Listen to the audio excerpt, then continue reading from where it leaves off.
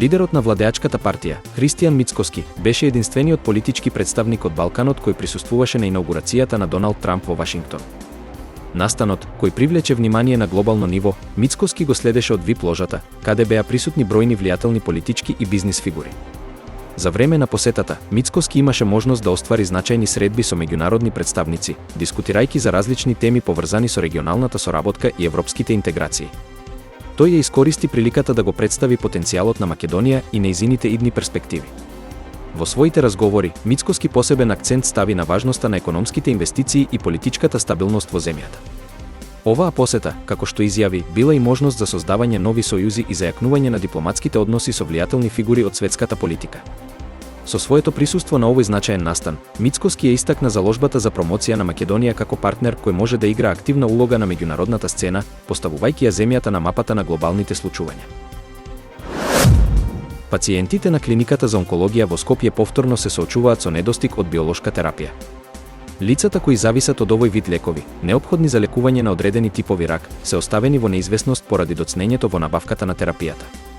Од Министерството за здравство потврдуваат дека проблемот настанал поради административни процедури во тендерската постапка, но уверуваат дека работат на негово итно решавање. Сепак, пациентите и нивните семејства се револтирани, нагласувајќи дека секој одложување значи загрозување на нивното здравје. Според нив, ситуацијата со недостиг од терапија трае со месеци и предизвикува сериозни последици врз нивното лекување.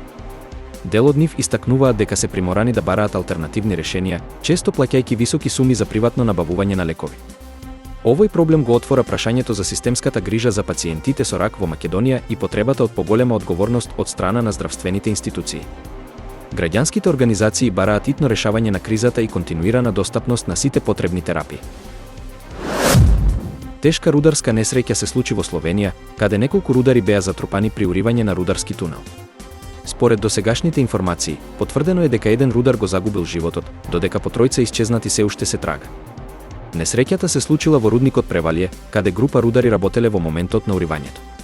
Спасувачките екипи веднаш пристигнале на местото на настанот и се обидуваат да ги пронајдат исчезнатите, но условите во рудникот значително ја отежнуваат потрагата.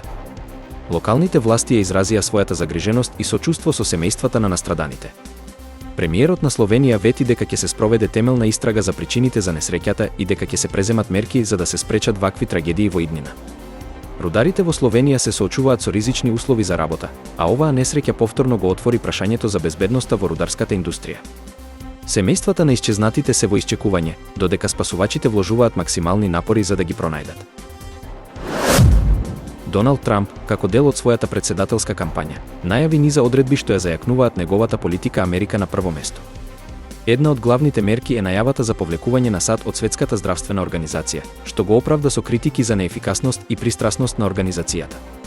Дополнително, Трамп издаде помилувања за учесниците во упадот на Конгресот од 6 јануари 2021 година, што предизвика остри реакции кај неговите опоненти. Оваа мерка, според него, е дел од борбата против неправедното постапување со неговите поддржувачи. Политиките за трансродовите права исто така се на удар, со нови ограничувања кои имаат за цел да го намалат пристапот до јавни услуги за трансродовите лица. Овие мерки, според Трамп, се потребни за заштита на традиционалните вредности. Во исто време, тој објави и засилување на мерките за справување со илегалната имиграција, вклучувајќи зајакнување на границите и ограничување на програмите за мигранти. Неговите одлуки предизвикаа поделеност во јавноста, со поддршка од конзервативните кругови и остри критики од либералите и организациите за човекови права.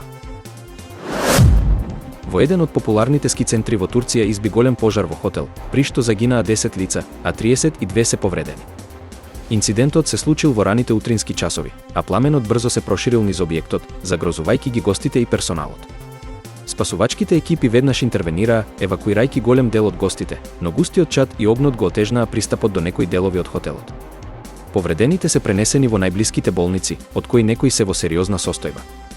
Локалните власти ја започнаа истрагата за причините за пожарот, при што првичните информации укажуваат на можен електричен дефект. Сведоците велат дека паниката меѓу гостите била огромна, додека спасувачите работеле на извлекување на затруените од чад. Трагедијата предизвика големо сочувство во Турција, а премиерот на земјата вети дека ќе се преземат сите мерки за да се спречат вакви инциденти во иднина. Семејствата на жртвите се во жалост, додека јавноста бара одговорност и зголемена безбедност во туристичките објекти.